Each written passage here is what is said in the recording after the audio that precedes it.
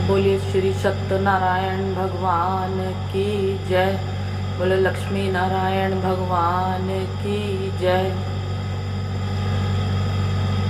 हम पढ़ने जा रहे हैं श्री सत्यनारायण व्रत कथा। पहला अध्याय। एक समय नैमिषारण्य तीर्थ में शौनकादि 88,000 ऋषियों ने श्री सूत जी से पूछा, हे प्रभु, इस कलयुग में वेद विद्या रहित मनुष्यों को प्रभु भक्ति किस प्रकार मिलेगी तथा उनका उद्धार कैसे होगा। इसलिए हे मुनि, कोई ऐसा तप कहिए जिससे थोड़े समय में पुण्य प्राप्त होवे तथा मन वांछित फल मिले। वह कथा सुनने की हमारी इच्छा है। सर्वशास्त्र ज्ञाता श्री सूत जी बोले, हे वैष्णवों में पूज्य, आप सब ने प्राणियों के हित की बात पूछी है। अब मैं उस श्रेष्ठ व्रत को आप लोगों से कहूँगा जिस व्रत को श्री नारद जी ने लक्ष्मी नारायण से पूछा था और लक्ष्मीपति ने मुनि श्रेष्ठ नारद से कहा था। सो ध्यान से सुनो।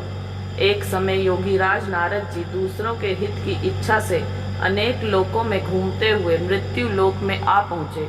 यहाँ अनेक योनियों में जन्मे हुए प्राय सभी मनुष्यों को अपने कर्मों द्वारा अनेकों दुखों से पीड़ित देखकर सोचा, किस यत्न के करने से निश्चय ही प्राणियों के दुखों का नाश होगा।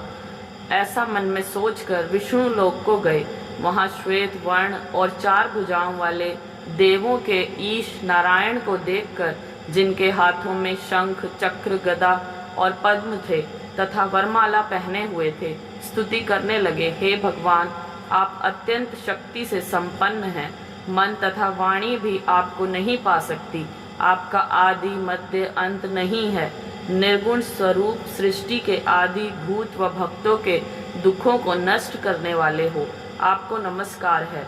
नारद जी से इस प्रकार की स्तुति सुनकर विष्णु भगवान बोले, हे मुनिश्रेष्ठ, आपके मन में क्या है? आपका किस काम के लिए आगमन हुआ है? निसंकोच कहो। तब नारद मुनि बोले, मृत्यु लोक में सब मनुष्यों को अनेक योनियों में पैदा हुए हैं, अपने अपने कर्मों के द्वारा अनेक प्रकार के दुखों से दुखी हो रहे हैं। हे नाथ, मुझ पर दया रखते हो तो बतलाइए कि उन मनुष्यों के सब दुख थोड़े से ही प्रयत्न से कैसे दूर हो सकते हैं। श्री भगवान जी बोले, हे नारद, मनुष्यों के भलाई के लिए तुमने बहुत अच्छी बात पूछी है। जिस काम के करने से मनुष्य मोह से छूट जाता है वह मैं कहता हूँ, सुनो। बहुत पुण्य देने वाला स्वर्ग तथा मृत्यु लोक दोनों में दुर्लभ एक उत्तम व्रत है। आज मैं प्रेमवश होकर तुमसे कहता हूँ। सत्यनारायण का यह व्रत अच्छी तरह विधि पूर्वक करके मनुष्य आयु पर्यंत यहाँ सुख भोग कर मरने पर मोक्ष प्राप्त करता है। श्री भगवान के वचन सुनकर नारद मुनि बोले कि उस व्रत का क्या फल है, क्या विधान है और किसने यह व्रत किया है और किस दिन यह व्रत करना चाहिए, विस्तार से कहिए। भगवान बोले, दुख शोक आदि को दूर करने वाला, धन धान्य को बढ़ाने वाला, सौभाग्य तथा संतान को देने वाला यह व्रत सब स्थानों पर विजयी करने वाला है। भक्ति संतान को देने वाला यह व्रत सब स्थानों पर विजयी करने वाला है। भक्ति और श्रद्धा के साथ किसी भी दिन मनुष्य श्री सत्यनारायण की प्रातः काल के समय ब्राह्मणों और बंधुओं के साथ धर्मपरायण होकर पूजा करे। भक्ति भाव में से नैवेद्य केले का फल, घी, दूध और गेहूं का चूर्ण सवाया लेने। गेहूं के अभाव में साठी का चूर्ण, शक्कर तथा गुड़ लें और सब भक्षण योग्य पदार्थ जमा करा के भगवान को अर्पण कर देवें तथा बंधुओं सहित ब्राह्मणों को भोजन करावें। पश्चात स्वयं भोजन करें। नित्य गीत आदि का आचरण कर सत्यनारायण भगवान का स्मरण करते हुए समय व्यतीत करें। इस तरह व्रत करने पर मनुष्य की इच्छा निश्चय पूरी होती है। विशेषकर कलिकाल में भूमि पर यही मोक्ष का सरल उपाय है। बोलिए श्री सत्यनारायण भगवान की जय।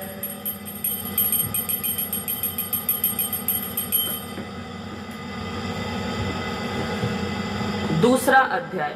सूत जी बोले, हे ऋषियों, जिसने पहले समय में इस व्रत को किया है उसका इतिहास कहता हूँ, ध्यान से सुनो। सुंदर काशीपुर नगरी में एक अत्यंत निर्धन ब्राह्मण रहता था। वह भूख और प्यास से बेचैन हुआ नित्य पृथ्वी पर घूमता था। ब्राह्मणों से प्रेम करने वाले भगवान ने ब्राह्मण को दुखी देखकर बूढ़े ब्राह्मण का रूप धर उसके पास जा आदर से पूछा, हे विप्र, नित्य दुखी हुआ पृथ्वी पर क्यों घूमता है?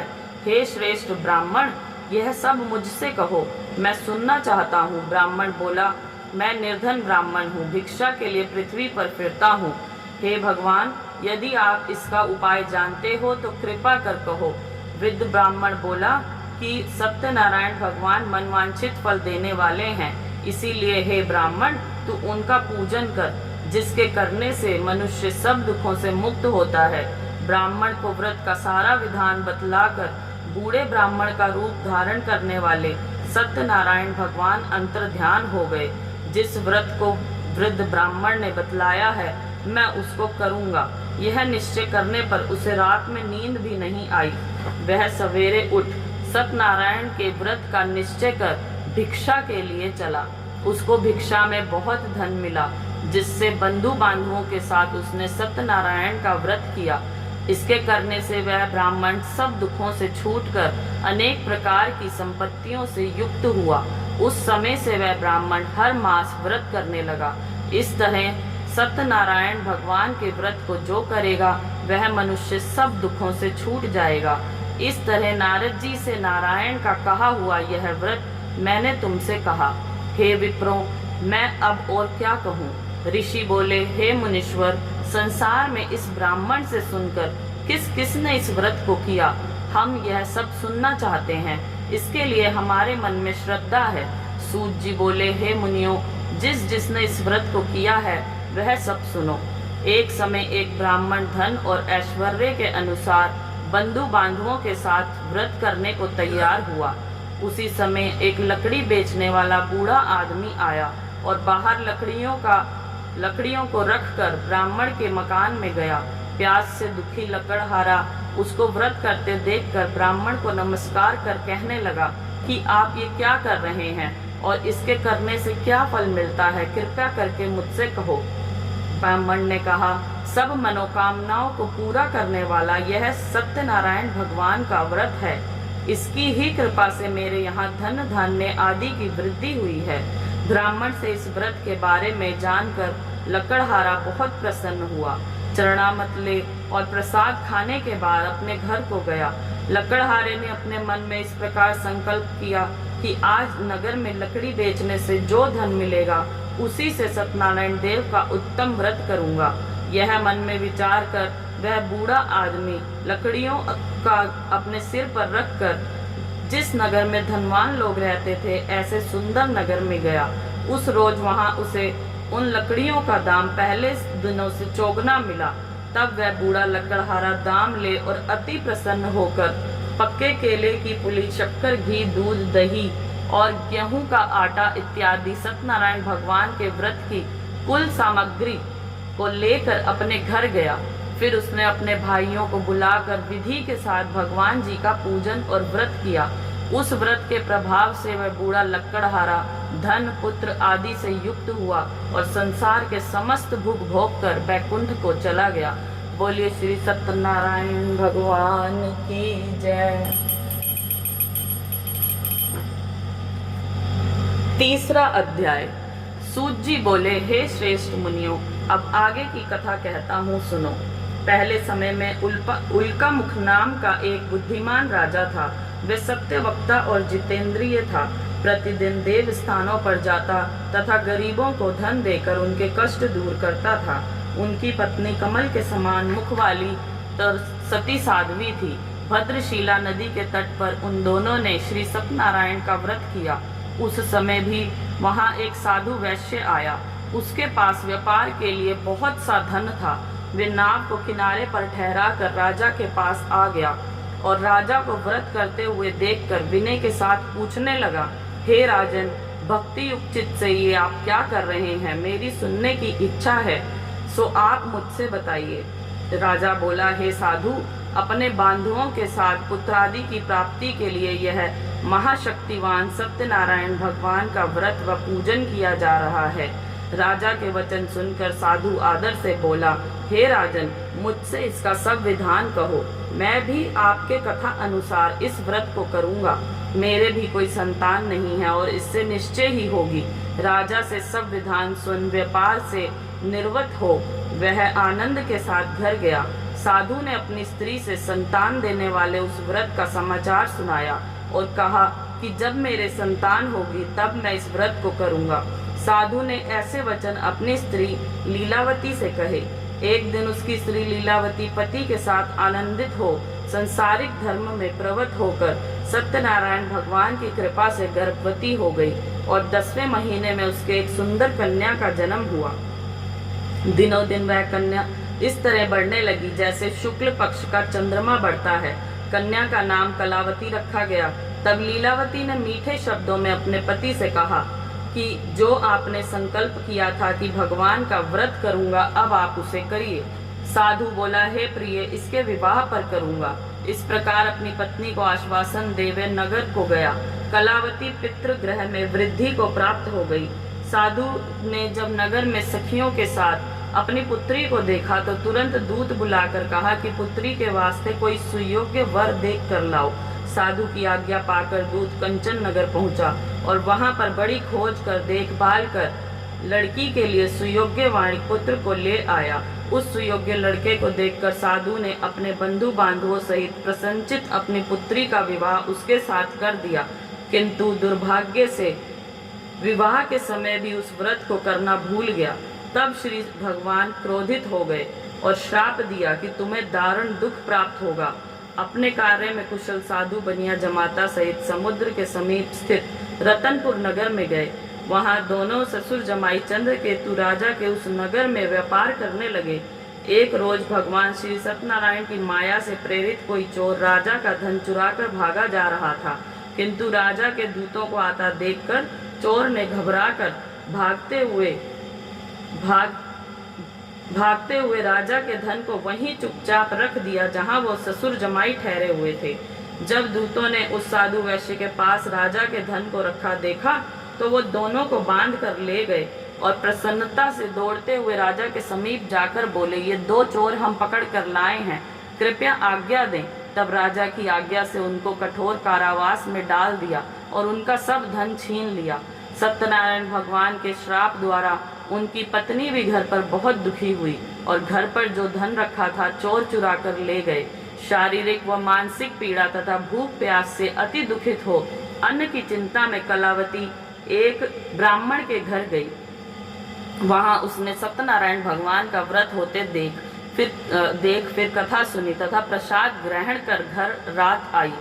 माता ने कलावती से कहा, हे पुत्री, अब तक कहाँ रही? वो तेरे मन में क्या है? कलावती बोली, हे माता, एक ब्राह्मण के घर श्री सत्यनारायण भगवान का व्रत देखा है। कन्या के वचन सुनकर लीलावती भगवान के पूजन की तैयारी करने लगी। लीलावती ने परिवार और बांधुओं सहित श्री सत्यनारायण भगवान का पूजन किया और वर मांगा कि मेरे पति और दामाद शीघ्र घर आ जावें। साथ ही प्रार्थना की कि हम सबका अपराध क्षमा करो। सत्यनारायण भगवान इस व्रत से संतुष्ट हो गए और राजा चंद्रकेतु को स्वप्न में दर्शन देकर कहा, हे राजन, दोनों वैश्यों को प्रातः ही छोड़ दो और उनका सब धन जो तुमने ग्रहण किया है दे दो, नहीं तो मैं तेरा धन, राज्य, पुत्र आदि सब नष्ट कर दूंगा। राजा से ऐसे वचन कहकर भगवान अंतर ध्यान हो गए। प्रातःकाल राजा चंद्रकेतु ने सभा में अपना स्वप्न सुनाया। फिर दोनों वणिक पुत्रों को कैद से मुक्त कर सभा में बुलाया। दोनों ने आते ही राजा को नमस्कार किया। राजा मीठे वचनों में बोला, हे महानुभावों, भाविवश ऐसा कठिन दुख प्राप्त हुआ है, अब तुम्हें कोई भय नहीं है। ऐसा कहकर राजा ने उनको नए नए वस्त्राभूषण पहनाए तथा उनका जितना धन लिया था उससे दुगना धन देकर आदर सहित विदा किया।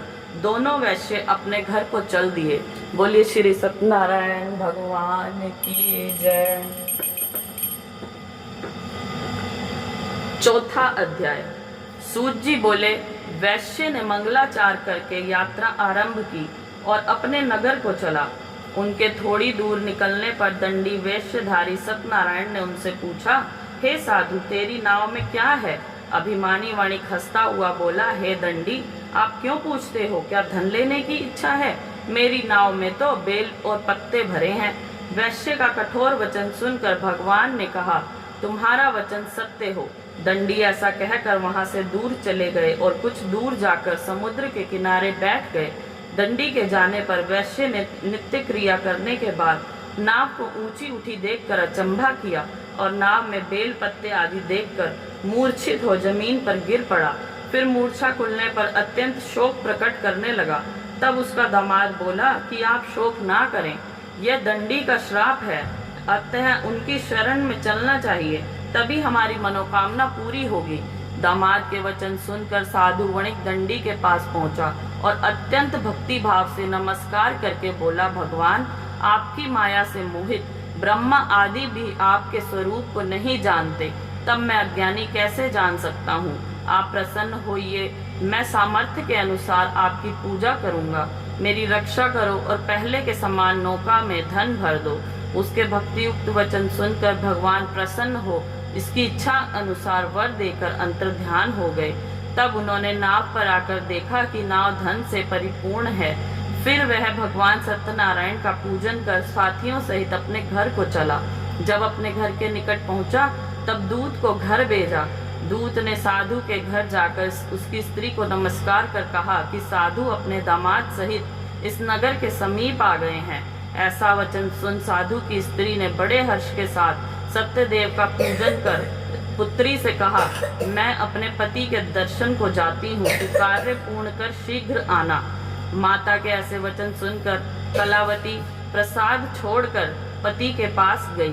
प्रसाद की अवज्ञा के कारण सत्यदेव निरुष्ट हो गए और उसके पति को नाव सहित पानी में डुबो दिया। कलावती अपने पति को ना देखकर रोती हुई जमीन पर गिर गई। इस तरह नौका को डूबा हुआ और कन्या को रोता देखकर साधु दुखित हो बोला, हे प्रभु, मुझसे या मेरे परिवार से जो भूल हुई है उसे क्षमा करो। उसके दीन वचन सुनकर सत्यदेव प्रसन्न हो गए और आकाशवाणी हुई कि हे साधु, तेरी कन्या मेरे प्रसाद को छोड़कर आई है, इसीलिए इसका पति अदृश्य हुआ है। यदि वे घर जाकर प्रसाद खाकर लौटे तो इससे पति अवश्य मिलेगा। ऐसी आकाशवाणी सुनकर कलावती ने घर पहुंचकर प्रसाद खाया, फिर आकर पति के दर्शन किए। तत्पश्चात साधु ने बंधु बांधवों सहित सत्यदेव का विधि पूर्वक पूजन किया। उस दिन से वह प्रत्येक पूर्णिमा को सत्यनारायण भगवान का पूजन एवं कथा करने लगा। फिर इस लोक का सुख भोग कर अंत में स्वर्ग लोक हो गया। बोलिए श्री सत्यनारायण भगवान की जय। 5वां अध्याय। सूत जी बोले, हे ऋषियों, मैं और भी कथा कहता हूँ, सुनो। प्रजा पालन में लीन तुंगध्वज नाम का एक राजा था। उसने भी भगवान का प्रसाद त्याग कर बहुत दुख पाया। एक समय वन में जाकर वन्य पशुओं को मार कर बढ़ के नीचे आया। वहां उसने ग्वालों को भक्ति भाव से बंधुओं सहित सत्यनारायण जी का पूजन करते देखा। राजा देखकर भी अभिमानवश वहां नहीं गया और ना ही नमस्कार किया। पर जब ग्वालों ने भगवान का प्रसाद उसके सामने रखा तो वो प्रसाद को त्याग कर अपनी सुंदर नगरी को चला।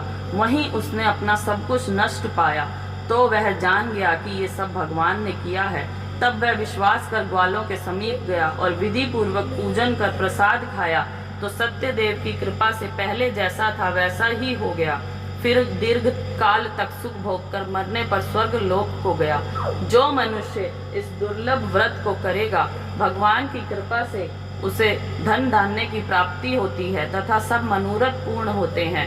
अंत में वैकुंठ धाम को जाता है। जिन्होंने पहले इस व्रत को किया है, अब उनके दूसरे जन्म की कथा कहता हूँ। वृद्ध शतानंद ब्राह्मण ने सुदामा का जन्म लेकर मोक्ष को पाया। उल्कामुख नाम का राजा दशरथ होकर वैकुंठ को प्राप्त हुआ। साधु नाम के वैश्य ने मोर ध्वज बनकर अपने पुत्र को आरे से चीरकर मोक्ष को प्राप्त किया। महाराज तुंगध्वज ने स्वयंभू होकर भगवान में भक्ति युक्त कर्म कर मोक्ष प्राप्त किया। बोलिए श्री सत्यनारायण भगवान की जय।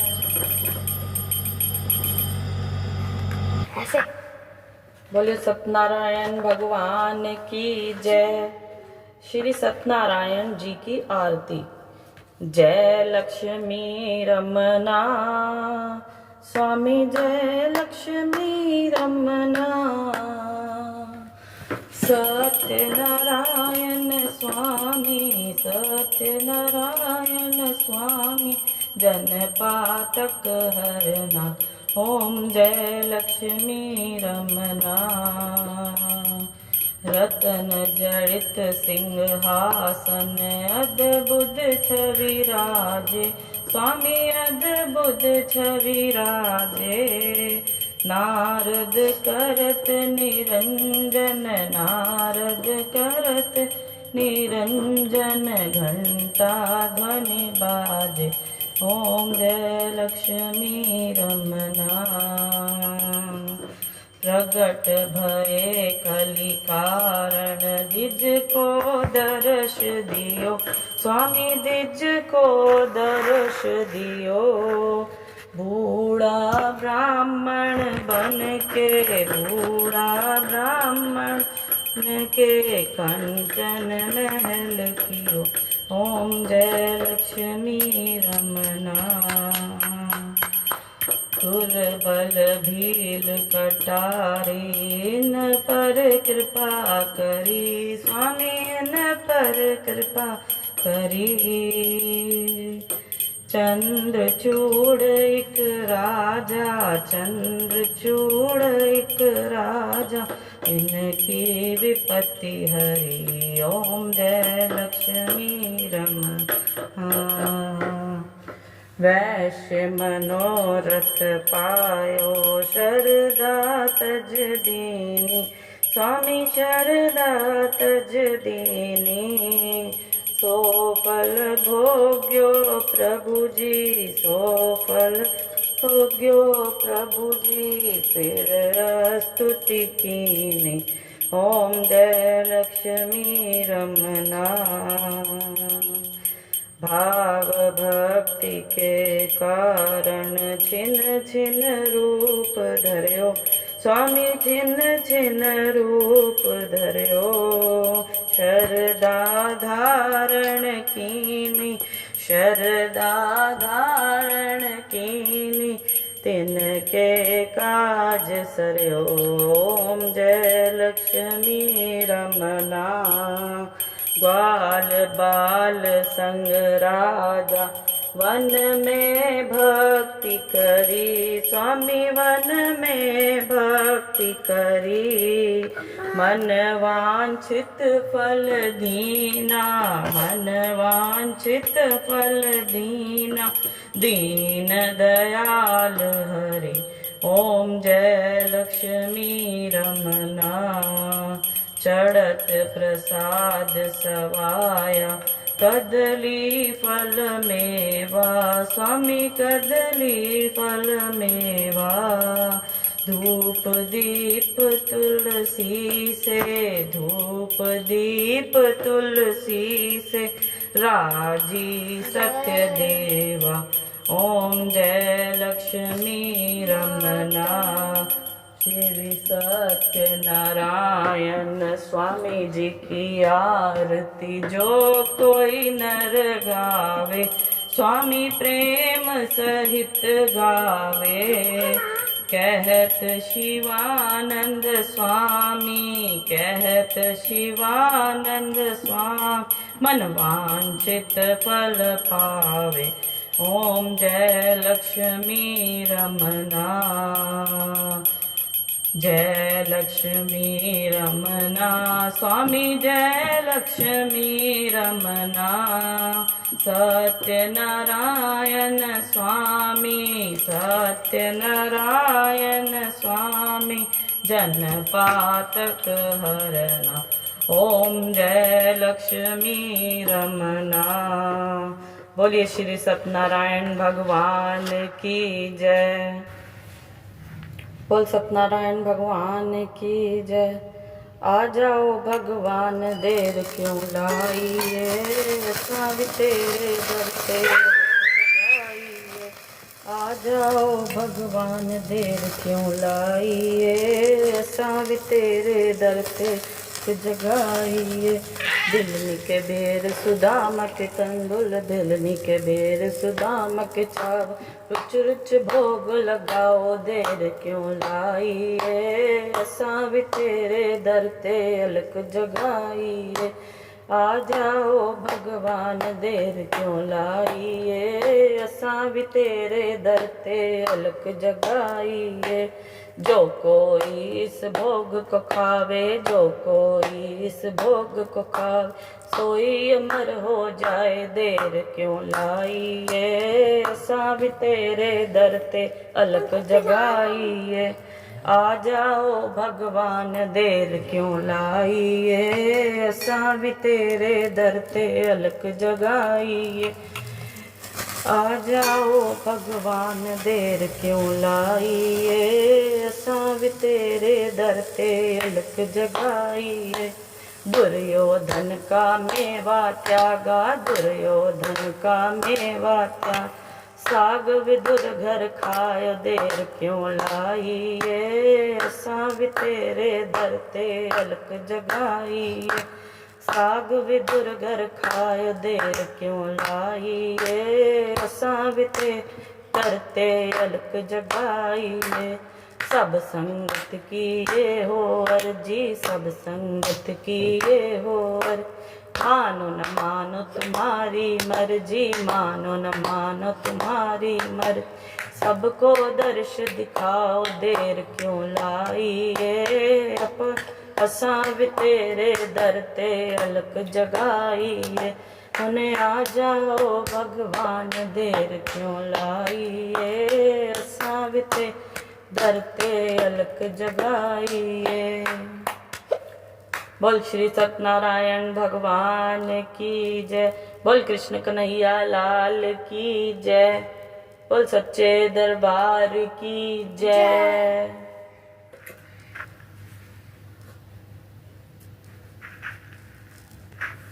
सच्चे दरबार की जय।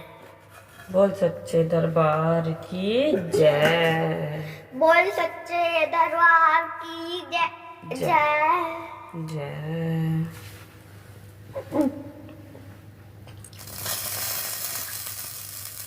श्रीमन्नारायण नारायण नारायण,